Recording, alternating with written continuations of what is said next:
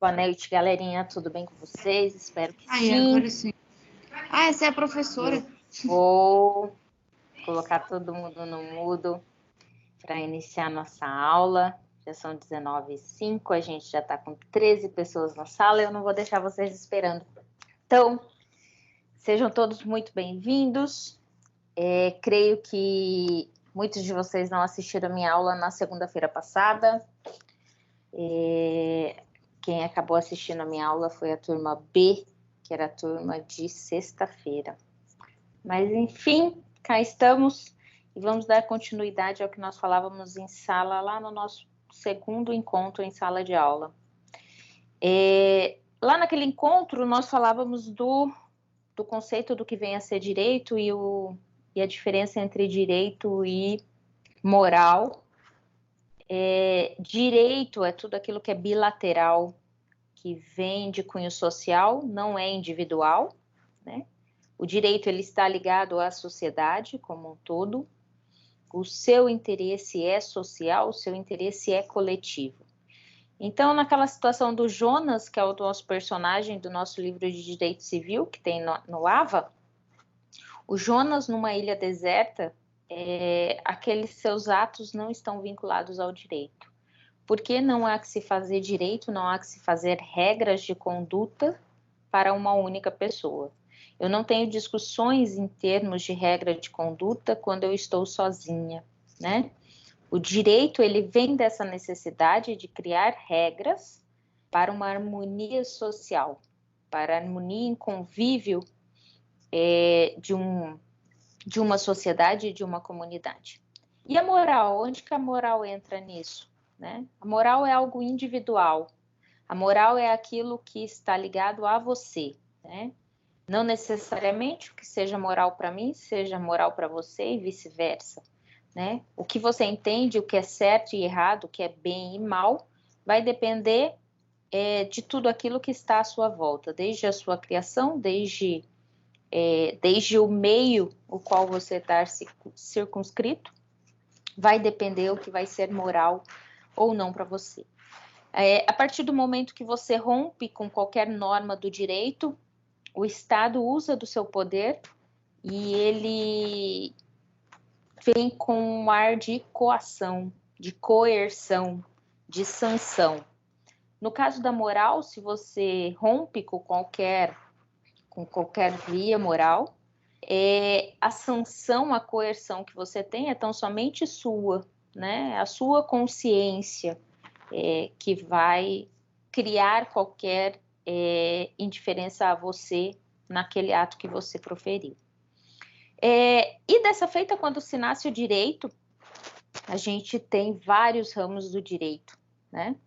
Cada um deles cuidando de determinada parte dessa sociedade.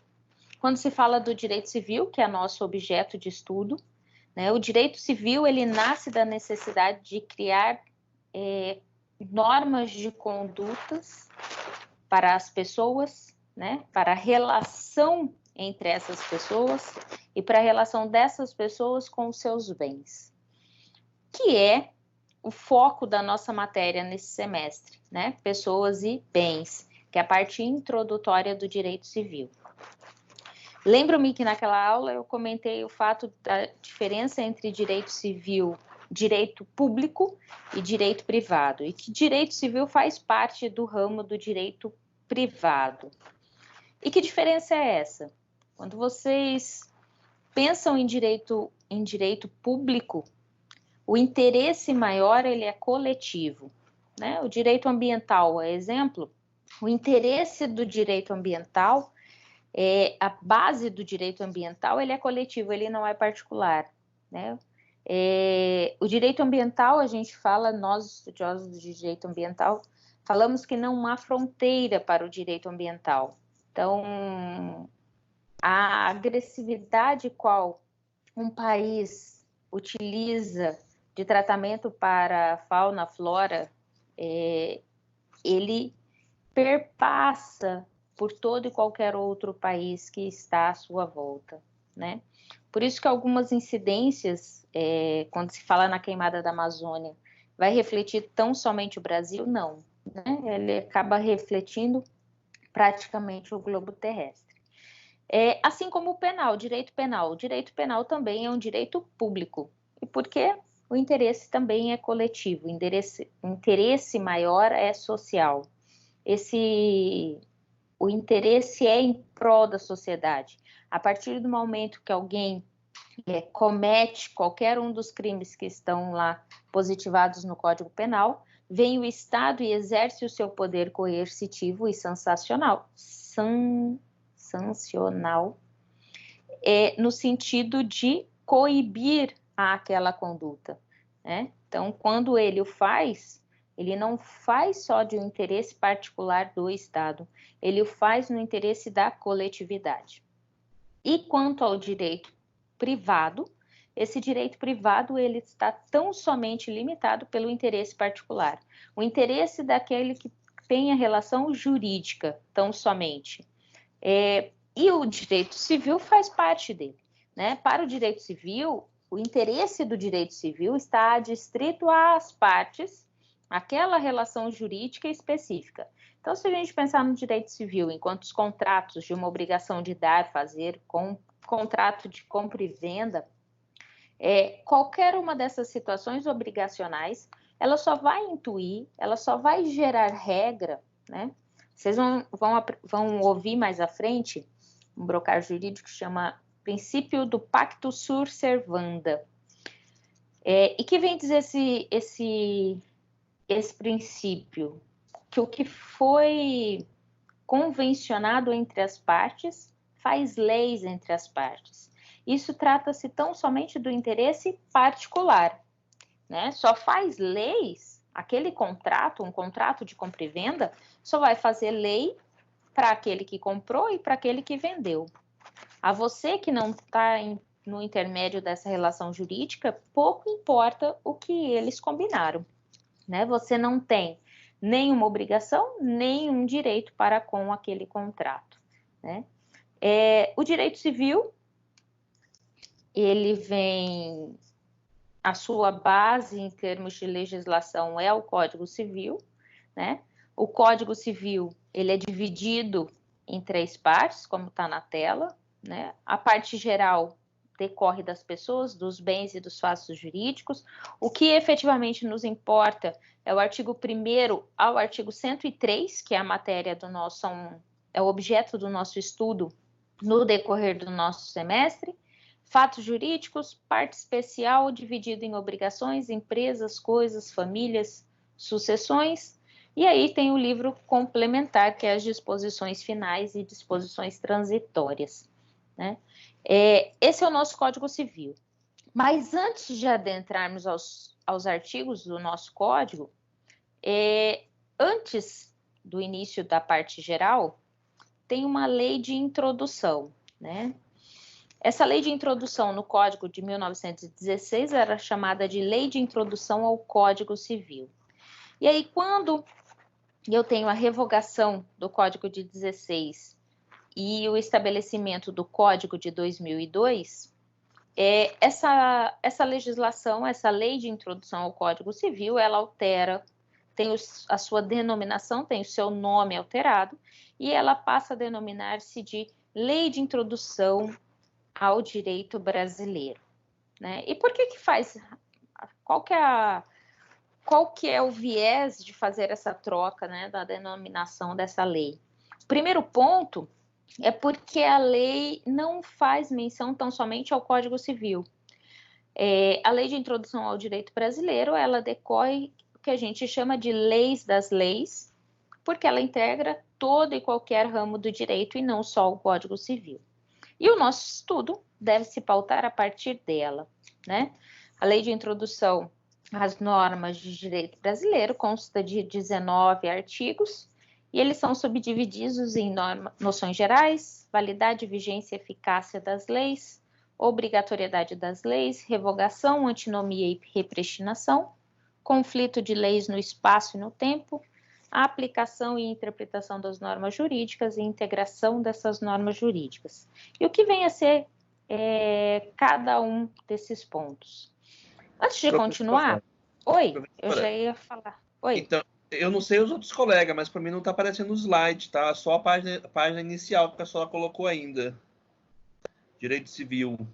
E para os demais? Para mim tá bem notável, eu tive que sair e entrar de volta. Só a primeira página? Para todo mundo? Para mim tá aparecendo. Para mim tá aparecendo, eu tive que sair e entrar de volta. Ah, então acho que vou ter que sair e voltar de novo, então, porque eu não estou conseguindo, tá parado, travou as slides. Então sai, entra de novo Pra e eu mim te também espero. tá parecendo normal. É?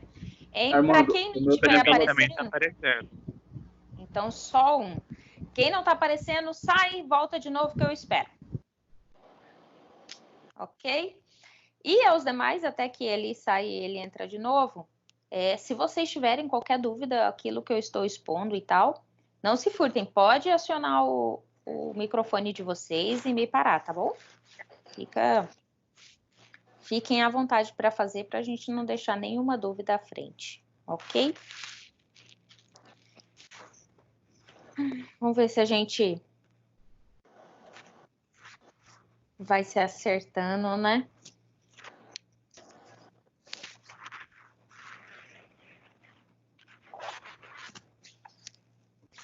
Vocês já se adaptaram a essa nova realidade? Podem conversar comigo também, não precisa ficar com vergonha, não.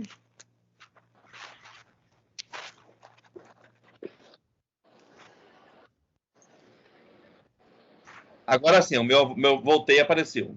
Voltou? Então tá lá em Introdução à Norma do Direito Brasileiro, certo? Então vamos lá, ninguém quer conversar comigo, então eu vou dar aula.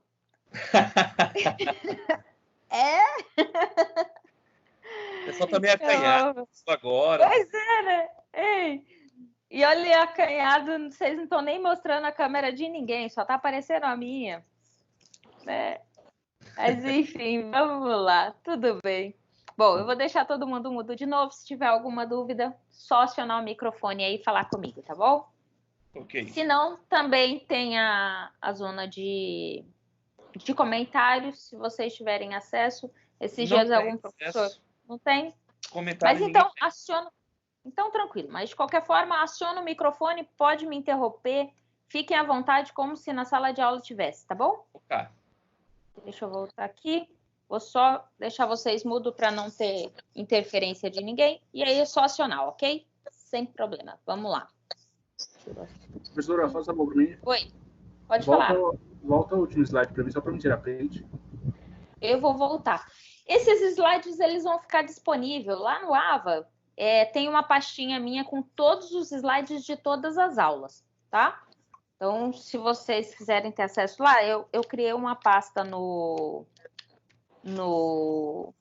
Drive, e aí eu estou colecionando lá todos os slides. Além das aulas que estão sendo gravadas e a gente coloca lá no AVA, tem os slides também, tá bom?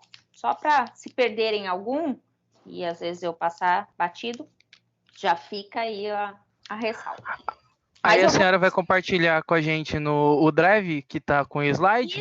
Isso. Se você entrar lá no AVA já direto, onde ficam os encontros, onde está o link para os encontros, tem uma chamadinha lá que eu coloquei acesso aos slides de todas as aulas, de todas as turmas. Quando você clica nesse link, você tem todos os slides de todas as aulas que eu já dei até hoje. Lá. Ah, sim, tudo bem. Tá Obrigado, bom? professora. Mas imagina, eu vou voltar um slide de qualquer forma, tá bom? Tá. Vamos lá. Deixa eu voltar aqui. Então, vamos lá. Então, como eu estava falando antes, a lei de introdução, ela vem subdividida em noções gerais, validade, vigência e eficácia, obrigatoriedade, revogação, antinomia e repristinação, assim como conflitos da lei no espaço e no tempo, aplicação e interpretação das normas jurídicas e integração das normas jurídicas. Tá? Essa lei de introdução ao direito brasileiro tem como característica de ser um conjunto de normas sobre essas normas, por isso que eu a chamei de lei das leis, e trata tão somente de uma norma sobre o direito, ela está acima do direito. Tá? Ela é aplicável em todos os ramos do direito e não apenas ao direito civil. E aí vocês podem me perguntar, tá, mas por que ela fica lá na parte inicial do Código Civil? Porque depois da Constituição, em termos de normas de conduta, o direito civil é uma das normas mais importantes dentro do nosso ordenamento jurídico, tá? O conteúdo, então, vem desde a vigência e eficácia dessas normas jurídicas, o conflito das leis no tempo, no espaço, critério de hermenêutica jurídica, a gente vai ver que hermenêutica e interpretação são duas coisas diferentes, né? O critério de integração, a partir do momento que eu não tenho uma lei, né? Uma lei criada de forma abstrata para a aplicação a um caso concreto, né, que eu tenho uma lacuna, uma ausência de legislação, eu tenho critérios de integração, né? E quais as normas de direito internacional público e privado em relação a essas normas?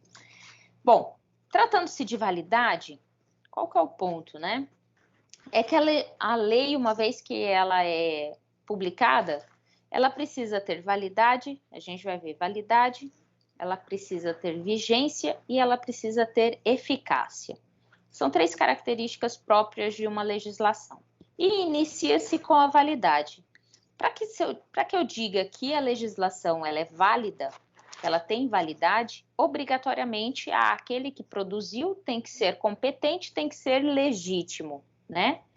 E o seu trâmite deve ser respeitado de acordo com o que é imposto pela legislação.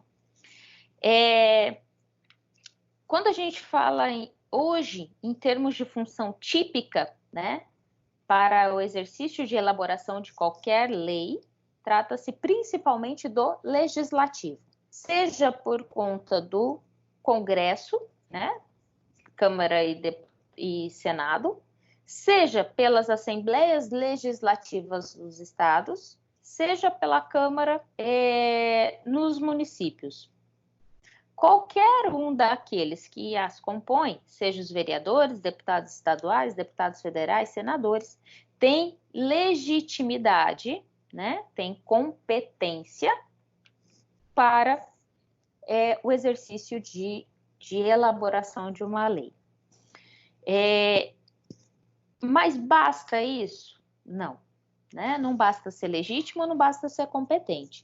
Ele precisa seguir todos os trâmites adequados. Assim como no processo, se não houver se não seguir o trâmite devido, né? Se você ultrapassar aí o trâmite processual, pode acarretar em nulidade e aquela sentença que foi proferida deve ser revista, né? Ela é considerada nula e aí o juiz tem que proferir uma nova sentença. Aqui, da mesma forma, se não respeitou o trâmite legal pré-estabelecido, esse trâmite vocês vão aprender em organização do Estado, em constitucional, quando falar de processo legislativo, né? Qual que é o trâmite para cada um dos tipos de norma que nós temos, seja complementar, seja ordinária, medida provisória, emenda constitucional, decreto legislativo, qualquer um dos tipos de legislação que nós temos, lá em processos legislativos os senhores aprenderão. É uma parte não muito, nem todo aluno gosta, né? Na validade, e aí essa validade, a gente pode dizer que essa lei ela é composta de 2 tipos de validade, a validade material e a validade formal. Validade material, ela está adstrita ao conteúdo daquela legislação, que obrigatoriamente ela deve ser válida no sentido constitucional, né? Essa legislação ela não pode declinar sobre matéria que seja proibida, que seja defesa pela Constituição ou qualquer outra normativa, né? A validade formal está relacionada àquele que elaborou essa legislação, né? Então, se a validade material está vinculada ao conteúdo, a validade formal está circunstanciada pela competência, legitimidade e a observância dos trâmites legais. Além da validade, a gente vai ter a vigência, né? Não basta eu fazer uma lei válida. Essa lei, ela tem que se tornar pública e ela tem que passar depois de um determinado prazo, ela vai passar a ter vigor, ela vai ter vigência em relação aos demais, ela vai ter obrigatoriedade em relação aos demais, tá? Então, quando a gente fala em vigência, a gente está falando do lapso temporal ou do tempo entre a publicação e o início dos efeitos jurídicos da produção de efeitos jurídicos dessa norma, tá? Trata-se tão somente de um critério temporal. Prof, desculpa incomodar a senhora, mas Não sei os outros colegas, mas eu acho que a gente já teve essa aula. Sim, eu sei disso. Vocês foram até conflito de leis no tempo, se eu não me engano. Sim, a senhora tá... Não, é por causa que a senhora falou que no começo que talvez a gente tinha perdido a aula, alguma coisa assim com a turma de sexta-feira, e eu pensei nisso.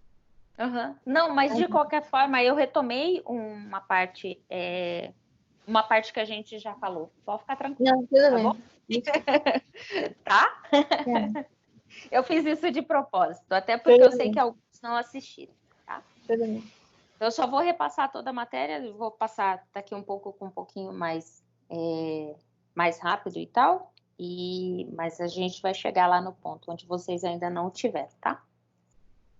É só para eu não entrar no assunto, né, para alguns de forma muito, muito direta já, e de uma coisa que, querendo ou não, vai fazer toda a base para vocês, não só para o direito civil, ok? Pois então, e aí essa vigência, ela tem esse lapso temporal.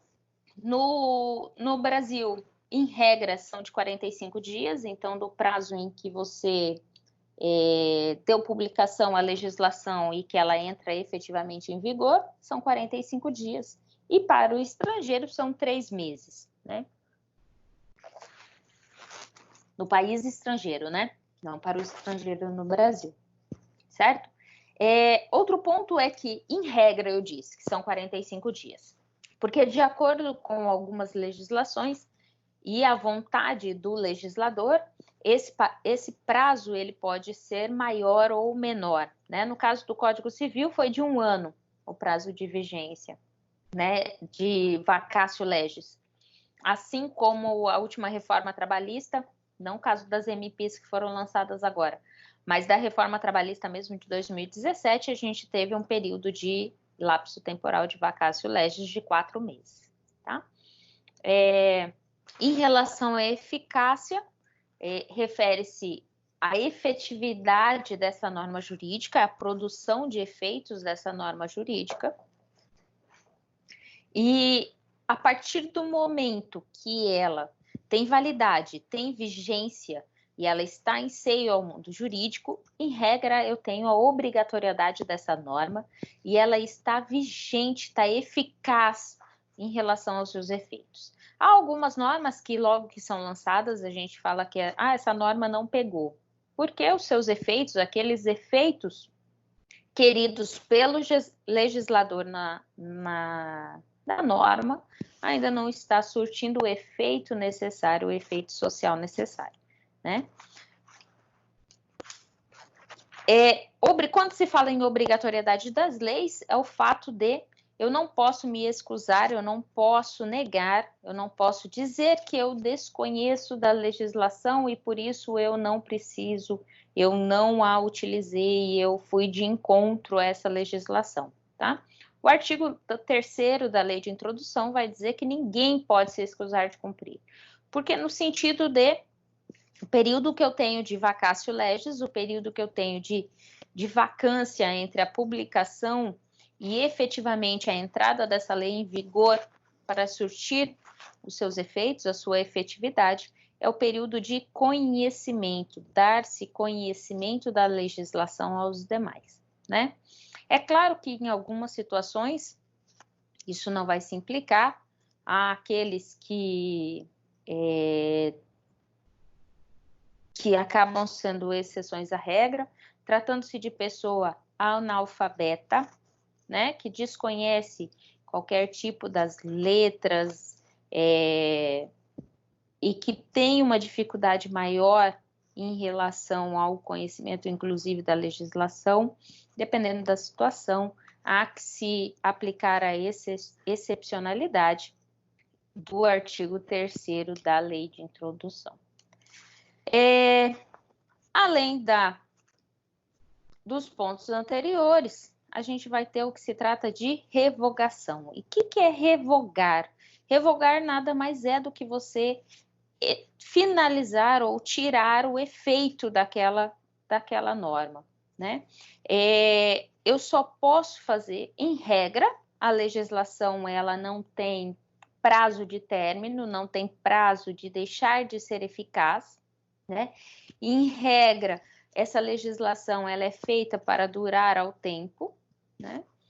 Porém, no caso de uma nova lei que a revogue por completo ou modifique parte do seu texto, só assim ela poderá ter qualquer tipo de alteração. Se eu não tiver uma nova lei em que a modifique ou a revogue, não há que se falar de perda de efeitos em relação àquela lei. Tá? Somente uma lei pode revogar outra, não há que se falar qualquer outra forma ou fonte de direito na revogação daquela lei, né? A lei de hierarquia, essa lei tem que ter mesmo tipo de hierarquia ou superior àquela que está sendo revogada. E, em termos de exceções, são as leis temporárias, né? Essas 2 últimas semanas nós tivemos edição de algumas medidas provisórias em relação ao direito do trabalho. Pois bem, essas medidas provisórias, elas são leis temporárias, tá? Essas leis temporárias, porque elas estão em vigor, estão somente nesse período da pandemia. Ultrapassado esse período, a legislação anterior, ela retoma-se e essas leis perdem o efeito. Né? Esse é um caso clássico aqui de repristinação, que a gente vai ver que é aquela lei que, entre aspas, foi revogada e está sendo retomada a sua validade, o seu efeito, a sua eficácia. Né? A revogação ela pode ser expressa ou pode ser tácita. Se ela é expressa é porque o legislador, né, essa acaba sendo a regra, o legislador tem que indicar todos os dispositivos que são revogados, e na revogação tácita é quando eu nem preciso dizer na legislação que ela está revogando uma anterior, porque as duas são completamente incompatíveis, né? Na revogação global, é uma terminologia usada por alguns professores da UNB, e essa revogação global nada mais é do que uma revogação tácita, né? A lei nova, ela vai revogar por completo a lei antiga, sem qualquer tipo de exposição de dispositivos. Em relação à extensão, a abrogação e derrogação, a abrogação é quando eu revogo por parte total e derrogação de forma parcial, né?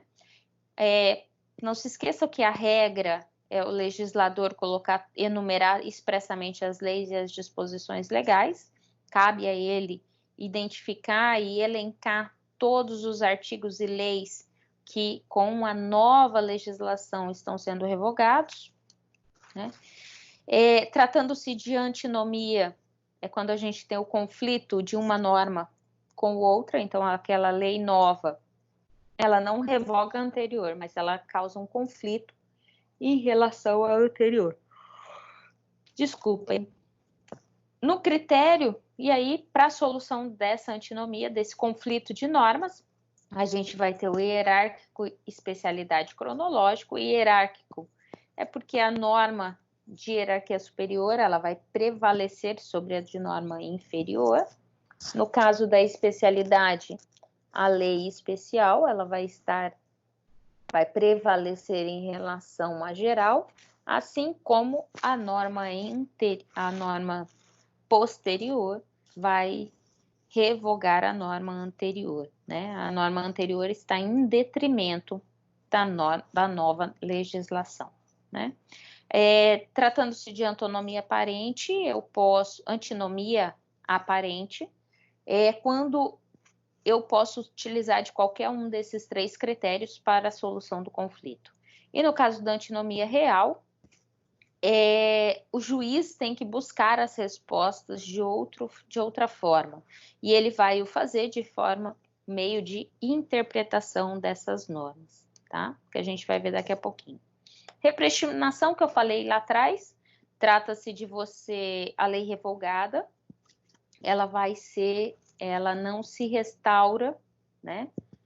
Repristinação é o fato de uma lei, uma vez revogada, ela não vai tornar-se a ter eficácia, a ter vigência, né? Repristinar é aquela lei que foi revogada, voltar à vigência, né? Não é admitido em regra no direito brasileiro. Ocorre tão somente casos excepcionais, como o caso de agora, qual a gente está vivendo, né? Em que algumas leis estão sendo criadas, como esse abono dos R$600, né? É algo que está sendo criado tão somente por esse período de calamidade pública, assim como as MPs e algumas outras situações de excepcionalidades, e que passando, né, quando nós passarmos por essa situação, que eu espero que seja em breve, em que pese a luzinha que está vindo lá no túnel, parece muito mais um trem vindo na nossa direção do que a luz no final do túnel, mas cremos que logo isso passe, e aí a nossa legislação, inclusive essas legislações que foram criadas nesse período, elas deixam de ter efeito, e aquelas que de outrora elas vão voltar a ter vigência e eficácia no nosso ordenamento jurídico. Conflito de leis no espaço, isso aqui foi o nosso último ponto da nossa aula, se eu não estou enganada. No conflito de lei no espaço, a gente falava do princípio da territorialidade. E que é isso, né? É de que as leis e sentenças ou outros estrangeiros não vão produzir qualquer tipo de efeito no Brasil se ofender sobremaneira a nossa soberania nacional, nossa ordem pública e nossos bons costumes. Assim como as sentenças estrangeiras, para que tenha efeito e que produzam os efeitos e sejam exequíveis, elas devem ter permissão do STJ, né? Uma das competências do STJ é determinar ou permitir a execução das sentenças de Estado estrangeiro dentro do nosso país. Eu alertei naquele momento que, além dos espaços, além do nosso território, aqui dos nossos estados e Distrito Federal, ainda há que se entender como espaço territorial brasileiro as embaixadas, consulados, navios de guerra, em qualquer lugar do globo que ele estiver, trata-se de território brasileiro, os navios mercantes em águas territoriais, assim como navios estrangeiros em águas territoriais também, desde que não sejam de guerra, né? Bem como aeronaves no espaço aéreo do Estado. Então, toda e qualquer aeronave que estiver percorrendo aqui o Brasil, trata-se de território brasileiro, e o Brasil tem todo o direito de fazer o que bem entender em relação a ela, se assim for necessário, tá? Em relação à soberania estatal, a soberania do Estado, né, ela vai ter aplicação em todo o território do Estado, e eu só vai admitir-se que a aplicação da lei estrangeira no território nacional de forma muito excepcional, tá? Em regra, o ordenamento jurídico brasileiro é o que vale por todo o nosso território. Pois bem, se eu não me engano, foi até aquele último slide que nós falamos na nossa aula. A partir daqui, eu creio que eu não entrei nessa seara, né? Em relação ao conflito das leis no espaço, a gente trata-se do território. Em relação ao conflito das leis no tempo, é porque uma lei, né, uma lei nova, né, ela está modificando ou está revogando uma lei. Oi? Pode falar. Rapidinho, só, Até assustei, hein? Pode tá falar. todo mundo quieto, né? Não, tá um silêncio. Eu tô dando aula que parece que tá sendo só para mim. Não, é que nós combinamos entre nós, fica todo mundo quietinho para acabar mais rápido, né? E liberar mais cedo. É? Ah, Deixa- tá. Tô Pode brincando, falar. professora. Vamos lá, a senhora falou questão de leis, né? Aí a senhora citou ali os consulados, essas coisas, né? Porque quando as pessoas tipo, faz algo, foge para algum país e eles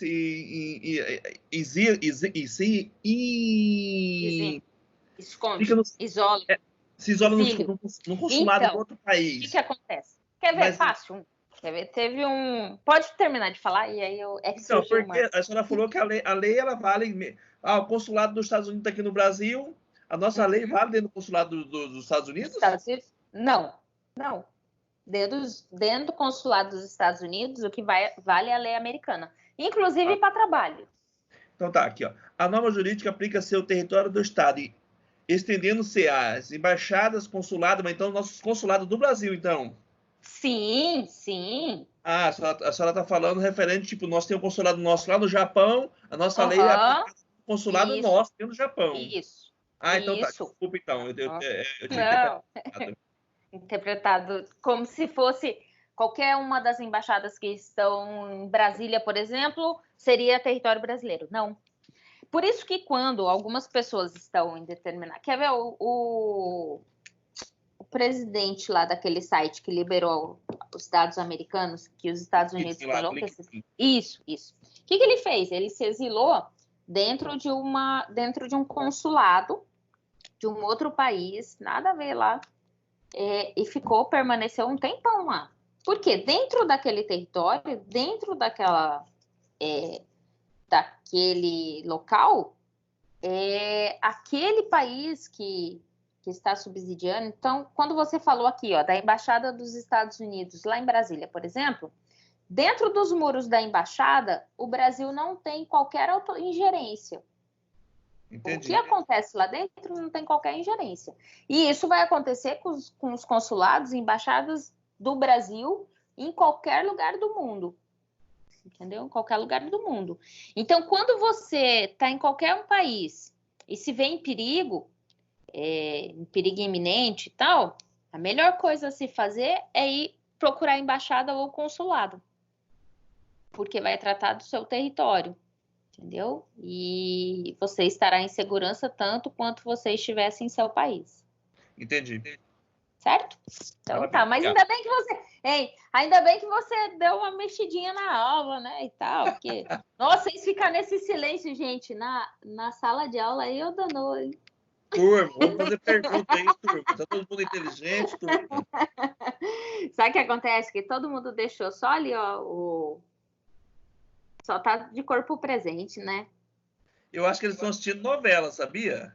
Pois é, né? Faz a Também. chamada rapidinho aí, prof. Ver se tá negócio aqui. Vamos ver, Alex.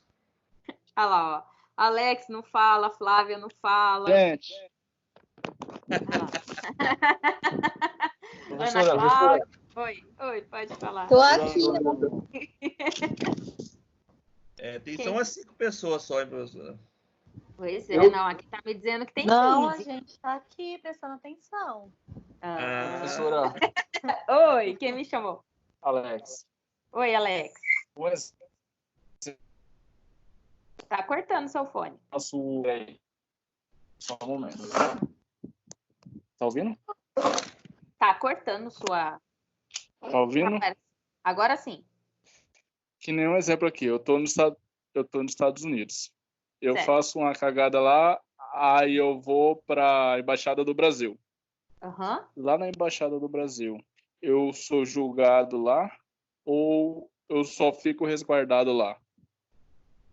Então, o que vai acontecer? Aí a gente vai implicar direito internacional. Mas se você cometeu algum crime lá nos Estados Unidos e você corre para a embaixada no sentido de, eu vou me resguardar aqui, os Estados Unidos, ele pode você ser condenado pelo crime nos Estados Unidos, porque você cometeu esse crime nos Estados Unidos. Mas em momento algum, a execução dessa pena, os Estados Unidos pode entrar no consulado e retirar você. Entendeu?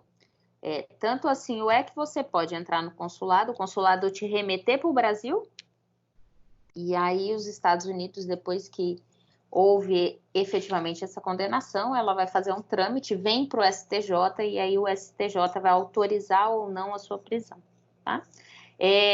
Mas ainda tem implicação aqui, que se você tiver no território brasileiro, igual dentro do consulado, ou mesmo em solo já brasileiro, tem a questão de extradição, entendeu? Que aí tem que identificar os acordos de cavalheiros entre Brasil e Estados Unidos e quais são as situações em que o Brasil admite a extradição de um brasileiro, seja brasileiro nato ou naturalizado, para o outro país para o cumprimento da pena, entendeu?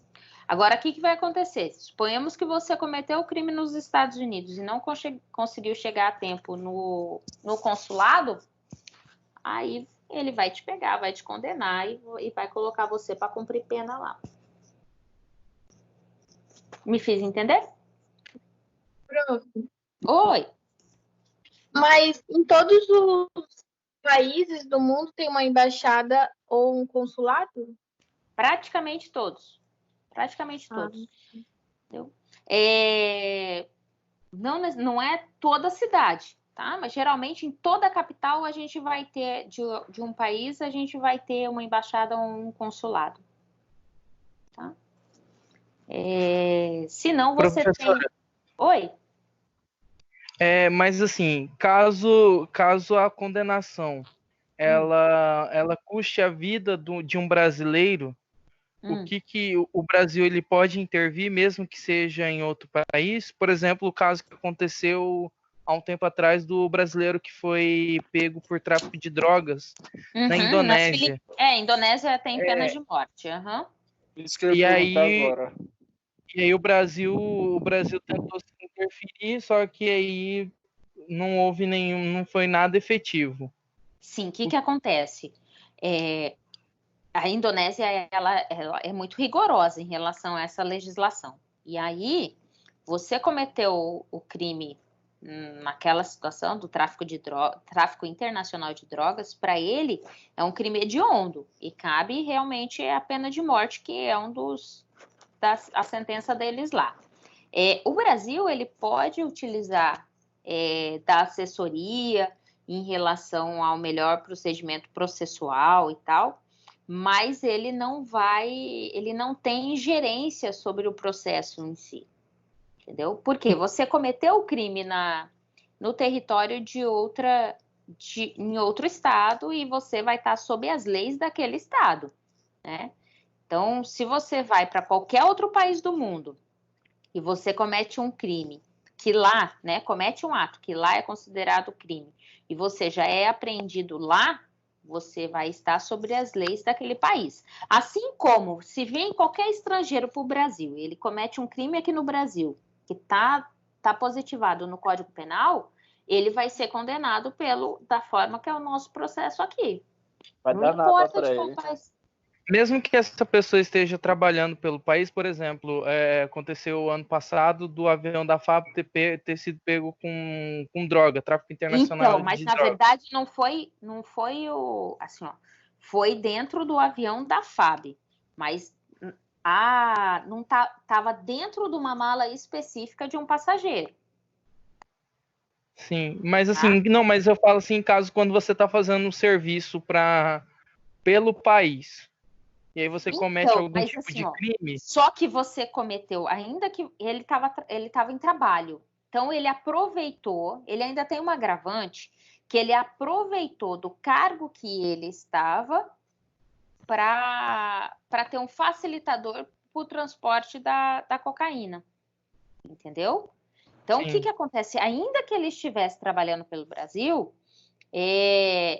o que ficou pré-determinado que tratava-se de algo dele, não de outras pessoas que estavam no avião, né? Não era uma coisa do Brasil, mas era de um funcionário do Brasil, de um preposto do Brasil, né? E ele que cometeu o crime, né? Ainda que estivesse dentro do avião da Embraer. Ah, sim. Tá? Então, cabe a ele. Aí, ele sendo condenado lá, ele vai ter que arcar com os prejuízos da pena dele. Posso voltar? Qualquer coisa vocês chamam aí de novo.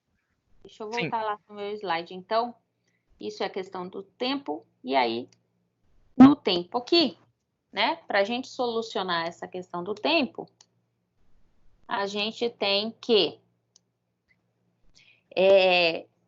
em regra, né? Quando eu tenho uma nova legislação e ela revoga a outra, eu não tenho qualquer conflito, tá? Em regra, não há que se falar em conflito. Mas quando essa legislação ela causa um conflito, né? Ou seja, essa nova legislação que está entrando em vigor, ela vai conflitar com as relações da legislação anterior. Então, pensa de exemplo, assim, ó, prático, a reforma trabalhista em 2017, quando ela é editada, eu tive, né? A gente teve várias alterações na CLT. E o que acontece? Várias relações jurídicas já estavam postas diante da CLT anterior, né? Então, quando eu surjo com alguns artigos novos, essa legislação nova, ela vai influir ou não nessa relação jurídica, né? Então,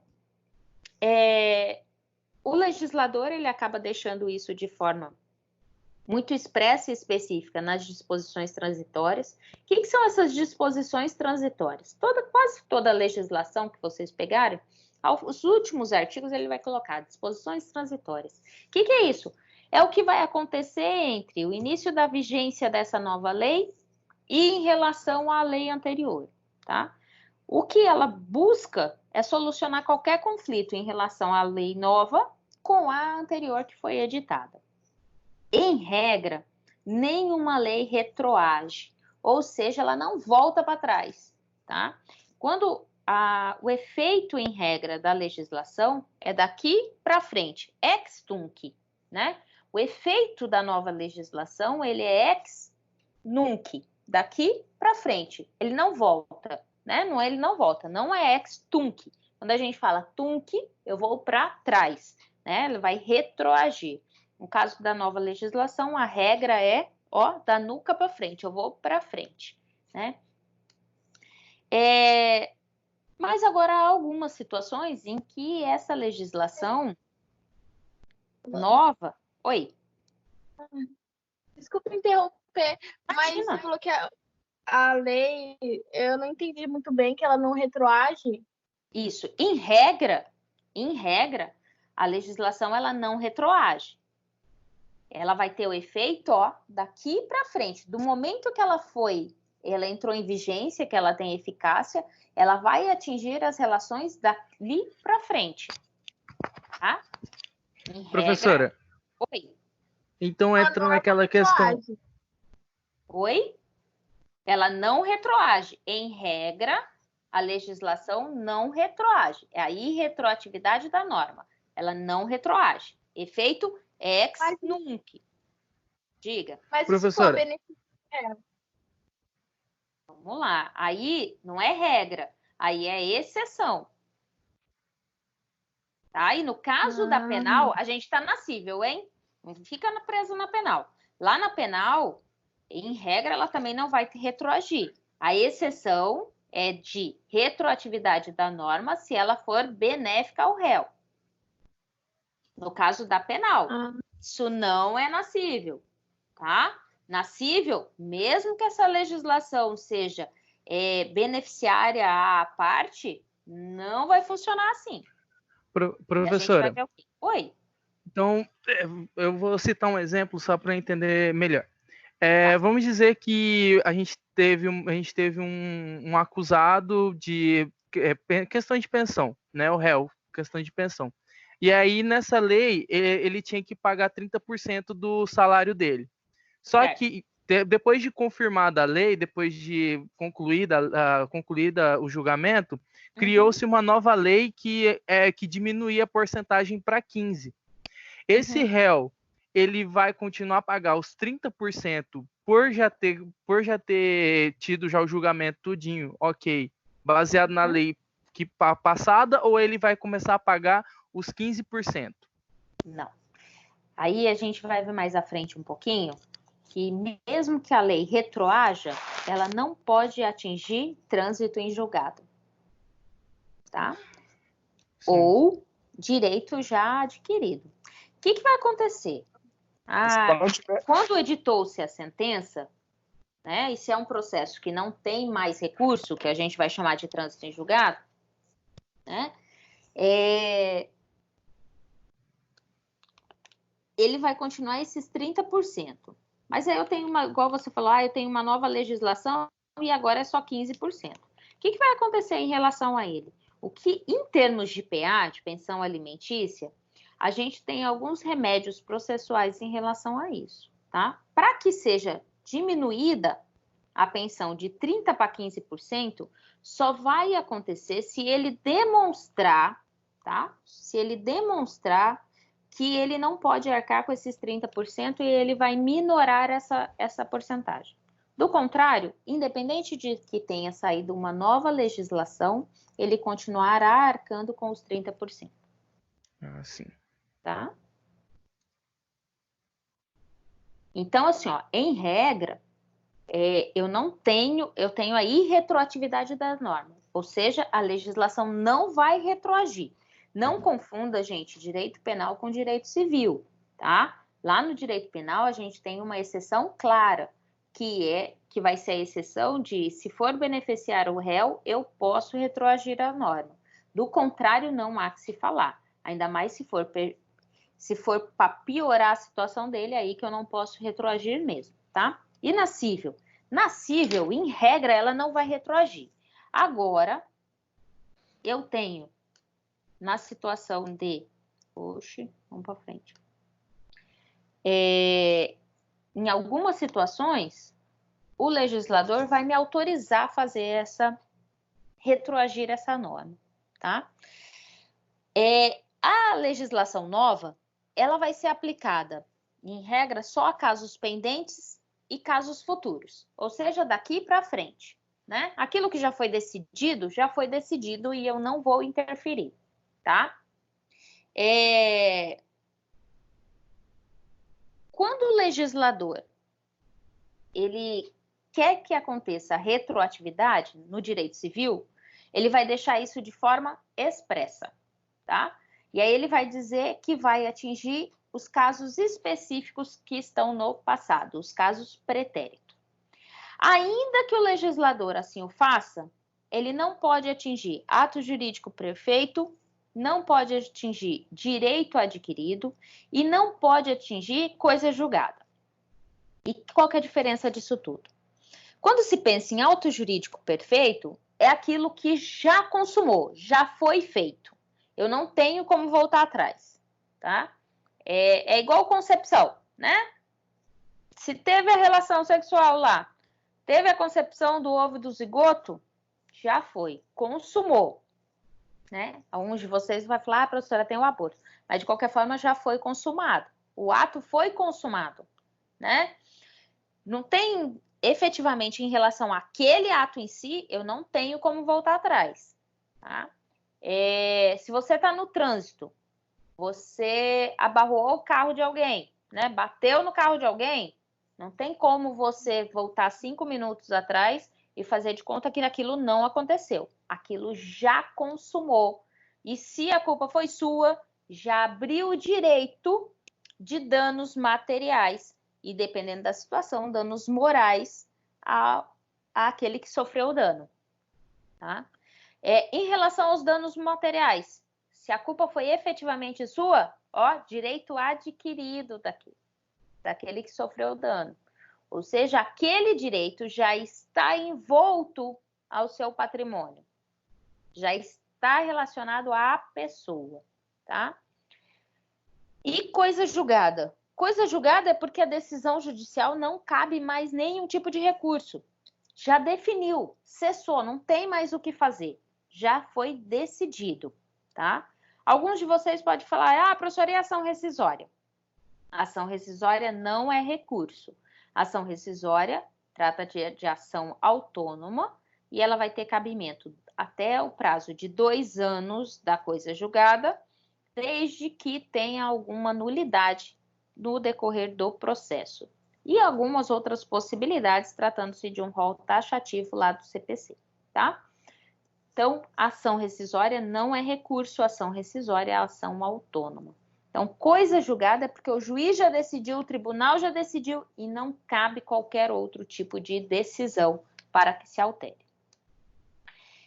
A retroatividade ela é subdividida em máxima, média e mínima. Máxima, ela vai afetar inclusive negócio jurídico perfeito, direito adquirido, não tem cabimento no judiciário, no ordenamento jurídico brasileiro, tá?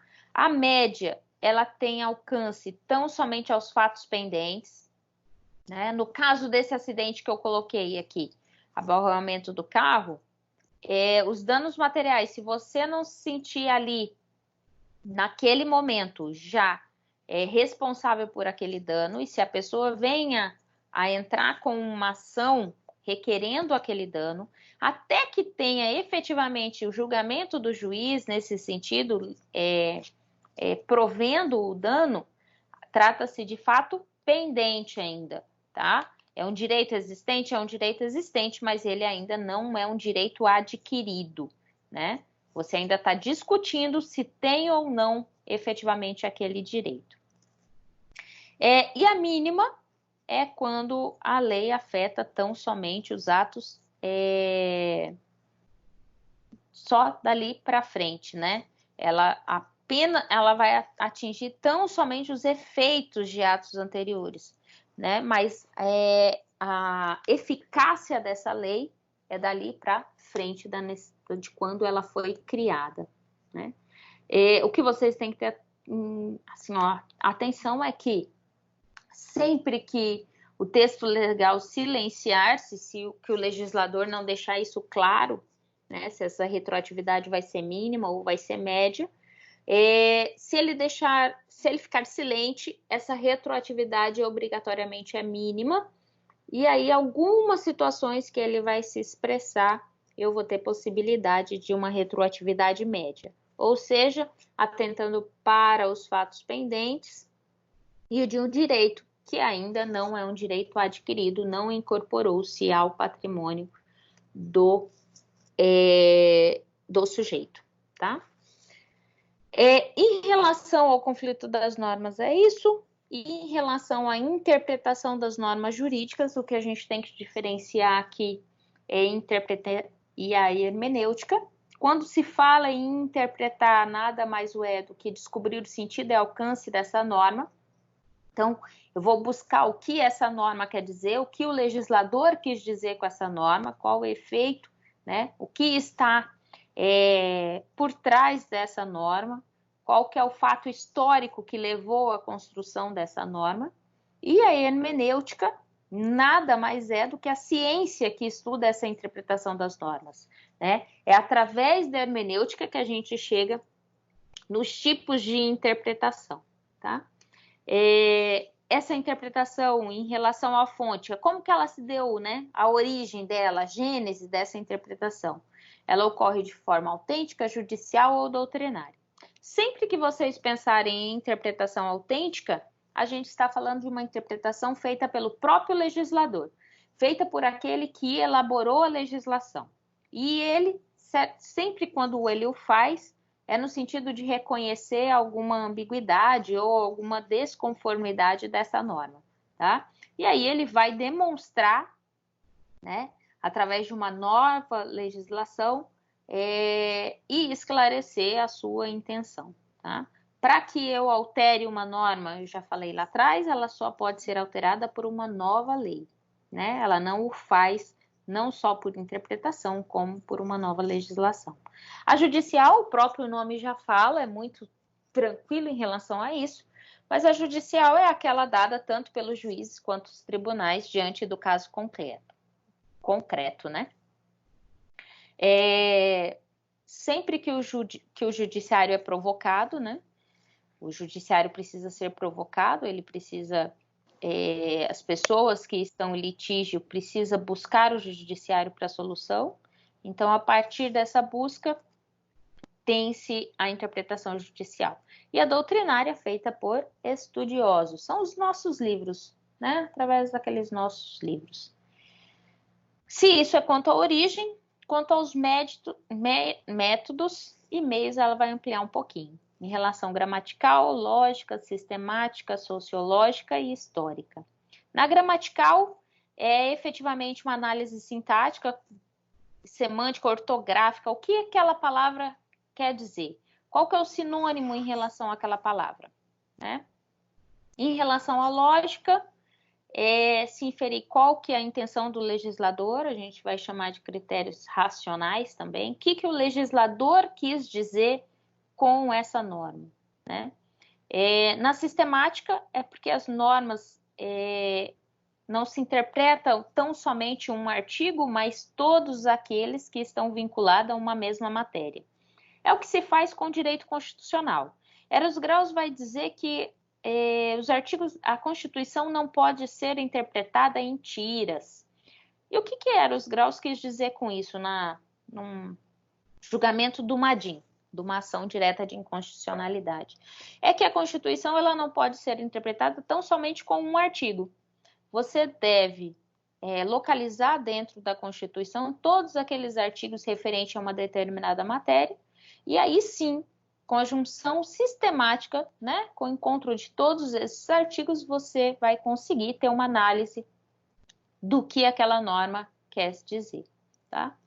Em relação à sociológica ou teleológica, é porque você vai identificar na norma, na criação daquela norma, qual que é o fim social que ela destina, né? Qual que é a exigência para o bem comum. Então, quando eu vou para o direito penal, na sua grande maioria dos artigos, você tem um cuidado maior à vida, um cuidado maior à propriedade, assim como o direito civil, que você tem um cuidado principal aos bens. Né? Quando se fala dos bens, eu estou falando de um cuidado financeiro, de um cuidado de propriedade à pessoa, né? à capacidade, à dignidade da pessoa humana. É isso que dentro da interpretação sociológica e teleológica é que a gente equivale. O que essa lei efetivamente quer buscar com isso? Qual que é o fim social dessa lei? Em relação à histórica, é mais fácil ainda, porque decorre dos fatos históricos do período de criação. Quando daqui uns 10 anos a gente for analisar as leis que estão sendo criadas nesse período, que vai ter vigência tão somente nesse período, a gente vai ter que levar em consideração os fatos históricos. Essas legislações foram assim criadas por decorrência de uma pandemia mundial. Se não o fosse, né, se não estivéssemos em tal situação de caos, essas leis certamente não seriam criadas. Tá? Quanto ao resultado, a gente vai chamar de declarativa, extensiva ou restritiva. Na declarativa, corresponde o pensamento do legislador, aquilo que ele efetivamente quis dizer. Na extensiva, o texto da norma, ele diz menos do que pretendia o legislador. E aí, na interpretação, você estende o alcance dessa norma. E na restritiva é o contrário. O texto vai dizer mais, e aí na interpretação a gente vai restringir o seu alcance, vai diminuir o seu alcance. Né? Então, os próprios nomes já assim o declaram. Em relação à aplicação das normas jurídicas, eu vou deixar para a gente falar, vai dar no 29, para a gente falar a hora que a gente voltar do intervalo, porque eu preciso fazer intervalo, né? Por mim, a gente ia direto, mas eu não posso fazê-lo. Toca direto.